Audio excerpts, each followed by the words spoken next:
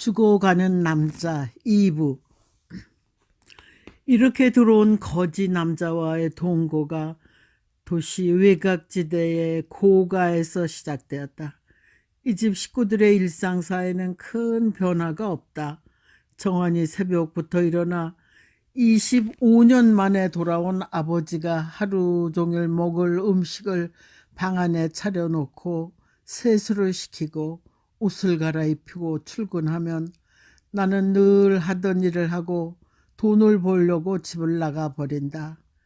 자정에야 들어오면 다른 때보다 집은 괴괴하다.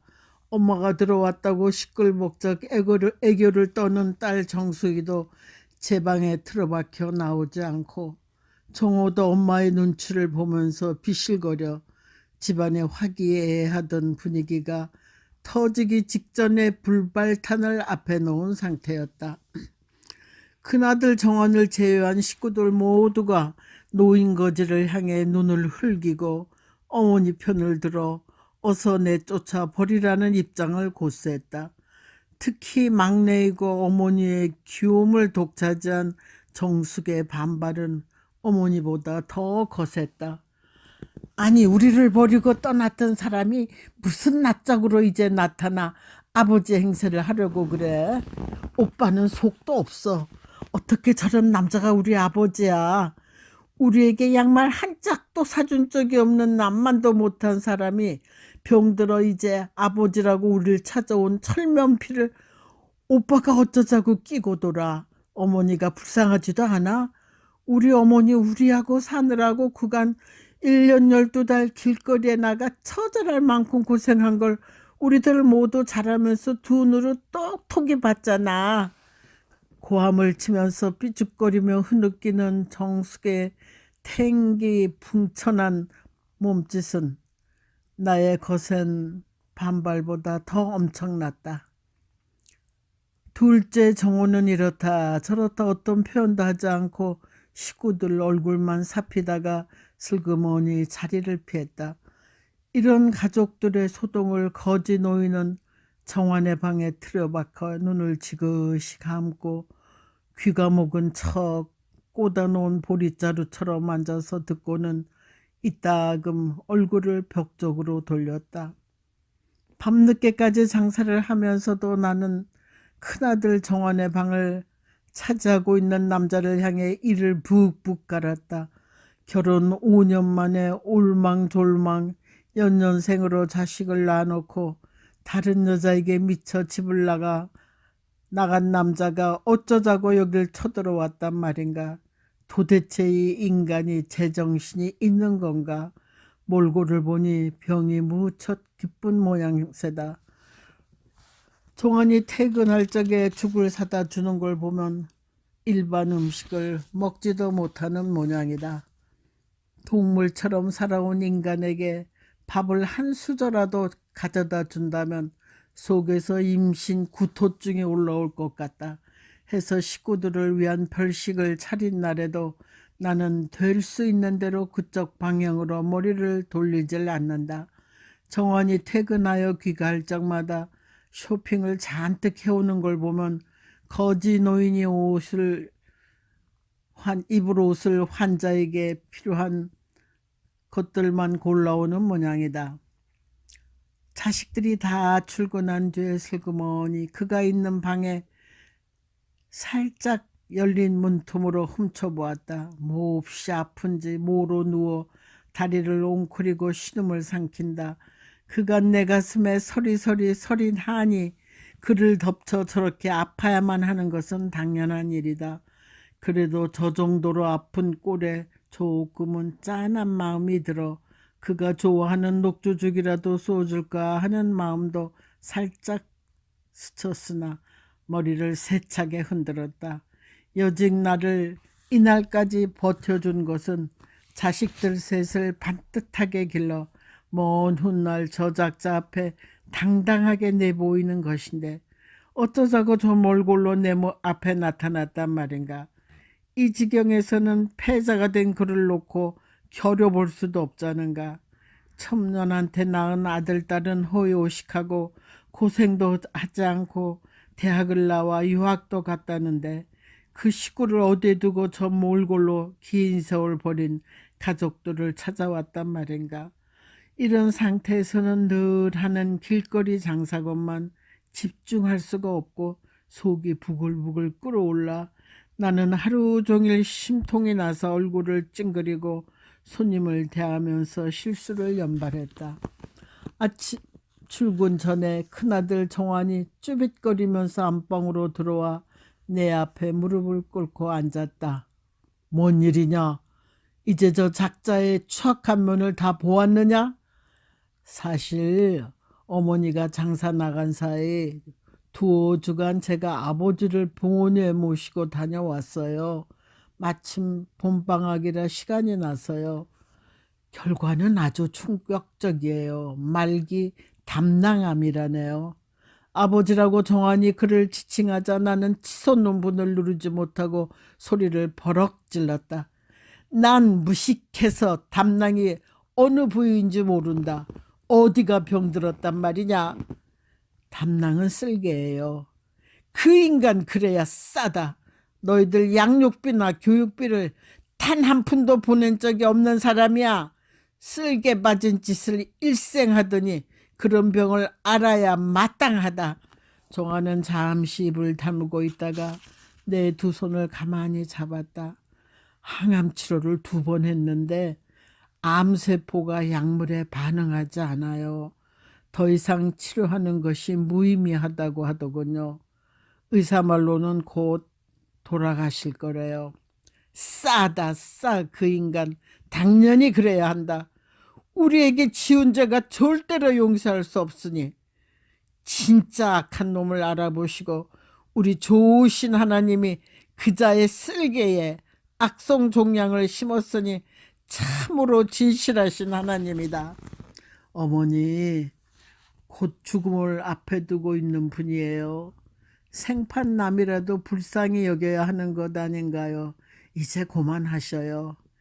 일생 깨소다찌게 살아온 첩년과 자식들이 있는데 네가 왜 이 굳은 일을 도맡는단 말이냐?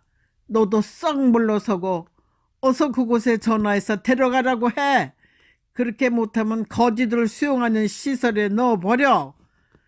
며칠이 될지 몇 달이 될지 몰라도 곧 이 세상을 떠난 사람이에요. 어머니 불쌍하지 않아요? 너도 할 일이 없구나. 저런 못된 인간에게 신경을 쓰다니. 나는 일부러 목청을 높여 그가 있는 쪽을 향해 그 작가가 들으라고 악을 썼다. 정화는 어머니의 이런 태도를 이해는 하지만 죽음을 앞에 놓고는 다 내려놔야 한다는 생각을 지울 수가 없었다. 누구나 젊은 시절 삿된 미망에 빠져 죄를 지을 수 있다. 아버지가 여길 찾아온 곳은 한 번만 기회를 달라고 절규하는 마음으로 온 것이 분명하다. 나 자신도 잘못을 저지를 수 있기 때문에 남의 잘못을 용서하는 것이 아니겠는가. 그래야 내가 잘못했을 적에 남도 나를 용서하는 것이기 때문이다. 부엌으로 들어간 나의 뒤를 조울졸 따라온 정환이 부엌문을 열어놓은 채 큰 소리로 말했다. 유는 유를 부르는 것이 세상 법칙이에요. 미움은 미움을 부르고 사랑은 사랑을 부르는 법이죠. 어머니의 무거운 짐을 이번 기회에 내려놓으세요. 이제 그만 우리 아버지 용서하고 돌봅시다. 어쩌면 며칠 안에 돌아가실 수도 있어요. 암세포가 전신에 퍼져서 고통이 몹시 심해요. 의사가 소개한 호스피스가 며칠 내로 통증을 돌보고 시력을 들어준다고 했으니 어머니가 마음을 다스리면 좋겠어요. 호스피스가 뭐냐? 돈이 썩어 문드러졌니? 그 작자에게 한 푼도 지출할 수 없다. 너희들 짝을 맺어 내보내려면 우린 지금 돈이 엄청 필요해. 호스피스는 몇 달 안에 죽을 사람들을 위해 무료로 봉사하는 사람들이에요. 우리가 돈을 조금 더 지불 안 해도 돼요. 이런 아들을 향해 나는 눈에 쌍심지를 켜고 노려보았다. 아들은 그래도 주눅들지 않고 하고 싶은 말을 다 했다. 의사가 당부하는 말이요. 등창이 심하니 체위를 자주 받고 뉘라고 하네요. 아니 나더러 그 짓을 하라고? 너 미쳤니? 전신에 악질 종창이 나서 죽어도 나는 그 짓 못한다. 이런 나를 큰아들은 안쓰러운 표정을 감추지 못하고 한참 쳐다보았다. 오늘 밤 임종할 수도 있어요. 우리 교회 목사님을 모셔다 병상 세례를 받게 할 겁니다. 그 영혼이라도 구원받아 장차 천국에서 우리 식구 모두 모이게요. 아니 저 인간이 구원받는 걸 나는 못 본다. 지옥에 던져져서 고통 속에 지내야 한다. 영원히 꺼지지 않는 불못에 던져져서 죽어야 할 마땅한 인간이다. 어머니 제발 이제 그만해요. 그간 제가 아버지에게 성경 원리를 찬찬히 설명해서 하나님을 믿기로 했으니 어머니가 반대해도 전 우리 목사님 모셔다 병상 세례를 받도록 할 거예요. 이 악질이 나와 세상에서 얽힌 것도 억울한 판에 죽은 뒤에 천국까지 나를 따라오겠다고? 아이고 미쳤어 미쳤어. 이 사람이 천국에 간다면 난 거기 안 갈란다. 아무튼 꼴도 보기 싫은 사람을 그 좋은 곳에 데려가는 걸 나는 절대 반대다. 어머니 아버지가 우리에게 주신 큰 선물 잊으셨어요? 그 인간이 무슨 선물을 우리에게 주었다고 넌 그러니? 우리 교회로 인도하여 하나님 믿게 했잖아요. 아버지가 우리를 그렇게 떠나지 않았다면 우린 절대로 교회 근처에도 가지 않았을 겁니다. 저런 억지가 어디 있어. 그 인간이 우리를 하나님께 인도했다고? 웃기네 웃겨. 남편이 갑작스레 떠난 뒤 먹을 것이 없어 굶어 죽기를 기다리며 자식들을 데리고 방바닥에 누워있을 적에 바로 옆에 살고 있던 집사님이 먹을 것을 주었다. 나중에는 교인들이 십시일반으로 식량을 날랐고 모두 힘을 합쳐 우리를 도와 우리 가족이 자립하여 살 수 있도록 생활 터전을 열어주었다. 처음엔 구루마에 군고구마 장사로 시작하여 호떡을 팔다가 포장마차로 자리를 굳혔다. 남편이 떠난 뒤 긴 세월 추위와 더위를 견디며 길바닥에 나앉아 장사를 한 셈이다. 그런 환경에서도 주일 하루는 장사를 접고 자식들과 나는 교회에 다니며 지금까지 단단하게 설 수 있었다. 남편의 자리에 하나님이 우리 가정의 가장이 된 셈이다. 넌 이 집안의 장남으로 이날까지 어려운 생활 중 단 한 번도 나를 거스린 적이 없었다. 그런 내가 나를 이렇게 아프게 하다니 지금 나는 돌아버릴 지경이다. 정원이 학교 간 사이에 호스피스가 왔다. 신체 간호와 돌보는 식구들이 쉴 수 있도록 휴식 간호를 하러 왔다고 그녀는 자신이 앞으로 할 일들을 나열했다. 환자를 찬찬히 살펴보더니 병황이 다급한지 산소 탱크도 좁은 방으로 들어갔다. 간간히 심소리가 들려왔다. 60대 여자인 호스피스는 통증을 줄이기 위해 약을 먹이고 편안하게 환자의 마음을 안정시키고 방안을 깨끗하게 치웠다. 정오가 되다 점심을 먹고 온다고 나에게 잠시 환자를 부탁하고 나갔다. 나는 조쫌조쫌 그의 곁으로 다가갔다. 조금 전에 호스피스가 나가면서 귀옛말로 한 탓이다. 목과 겨드랑이에 림프절까지 암세포가 전이된 상태라 곧 임종 과정에 들어갈 수도 있다고 했으니 죽기 전에 그 몰골이나 똑똑히 보아두자고 구경하는 심정으로 방 안으로 발을 내디딘 셈이다. 그 옛날 둘이 한참 사랑할 적의 모습은 사라졌으나 코나 입 언저리의 수려함은 그대로 남아있었다. 그 모습이 아들과 딸의 얼굴에도 국화빵처럼 찍혀있지 아니한가. 당당하고 패기 넘쳤던 남자였는데 지금 보니 키가 죽어 푹 가라앉아 있었다. 마른 풀잎처럼 바짝 말라 미라처럼 쪼그라든 모습이 사람 같지가 않았다. 아들이 사다 입힌 푸른 기운이 도는 위도 탓일까? 내가 다가오는 걸 기다렸다는 듯 눈을 지그시 감은 채 그는 핏기 없는 손을 내밀었다. 나는 그 손을 잡고 싶지 않아서 그냥 두었다. 그는 기운 없이 손을 이불 위에 툭 떨어뜨리고 기어들어가는 목소리로 말했다. 여보, 당신이 만든 수수부꾸미가 먹고 싶어. 팥소를로 한쪽 해주구려.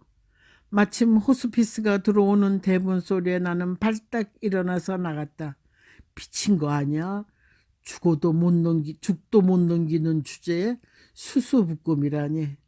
하긴 서로 재미있게 살던 시절 유난히 수수부꾸미를 좋아했던 남편을 위해 토요일마다 수수를 물에 불려 갈아서 단팥 소를 박아 큰 송편처럼 빚어서 들기름에 부쳐 먹었다.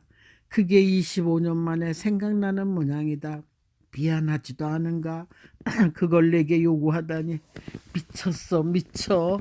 속에서는 이런 소리가 소용돌이 치지만 이상하게도 분노 속에 감추어 있었던 그 무엇이 내 가슴을 뭉클하게 했다.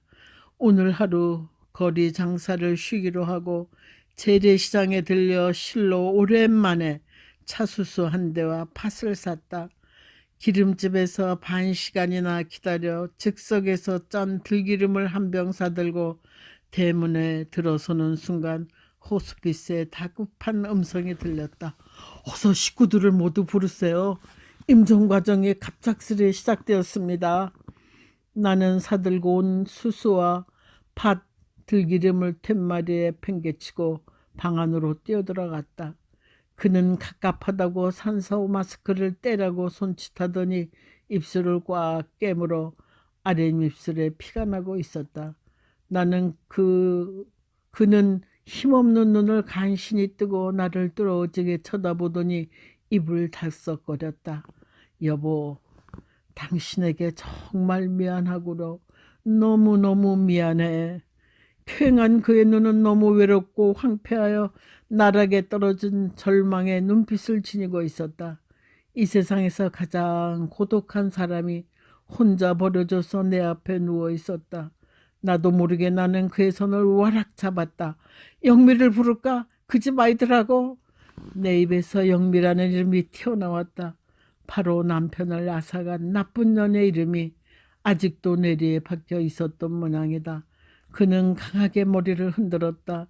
불치병에 걸리니 재산이 축나고 돌볼 시간과 마음의 여유가 없어 내쫓았다고 큰아들이 혼자서 중얼거렸던 말이 생각났다. 그런 상태로 밤을 넘겼다. 세차게 머리를 흔들면서 생보를 보고 싫다고 야단치던 작은 아들과 딸은 씁쓸해한 표정을 감추지 못하고 오빠 정환의 호통에 모두 임자리에 둘러앉았다. 아이들은 찬찬히 둘러보고 만족한 미소를 품은 채 그는 말을 전혀 하지 못하고 가래가 찬듯 그렁거렸다. 나는 그의 몸에 손을 얹었다. 턱과 가슴이 차츰 차가워져 갔다. 숨을 몰아쉬더니 긴 한숨을 몇 번 쉬다가 힘없이 머리를 떨구었다. 호스피스가 조용히 둘러선 식구들과 나를 향해 말했다. 임종하셨습니다. 호스피스가 시신에서 소변줄을 빼고 산소 탱크와 안면 마스크를 정리하기 시작했다. 정환이 돌아서서 숨을 죽이고 흐느끼면서 손수건으로 눈물을 닦았다. 다른 자녀들은 조금의 감정 변화도 없이 그저 멍청이 죽은 아버지를 내려다보기만 했다. 나는 치밀어 오르는 우물을 삼키면서 시신을 껴안고 절구했다. 이 얼뚝이 바보 멍청이 등신아, 이 머저리 같은 방거충이야. 뭐 하나 똑 부러지게 해놓고 간 게 없잖아. 그렇게 나갔으면 잘 살지 이 꼴이 뭐냐. 이 세상에서 우리 신나게 한번 살 수 있었는데 그러지도 못하고 이렇게 가냐. 이 등신아, 이 미련퉁이 방거충이. 이렇게 가버리면 내가 미워할 사람이 없잖아. 거센 내 몸부림을 큰아들이 놀란 눈으로 한참 지켜보다가 나와 함께 시신을 부둥켜 안고 마음껏 통곡했다. 나는 그간 내 가슴에 차곡차곡 쌓인 한을 비워가면서 나중엔 그의 겉모양은 그냥 있는데 돌덩이처럼 물건이 되어버린 인생이 버거워 나를 향해 울부짖었다.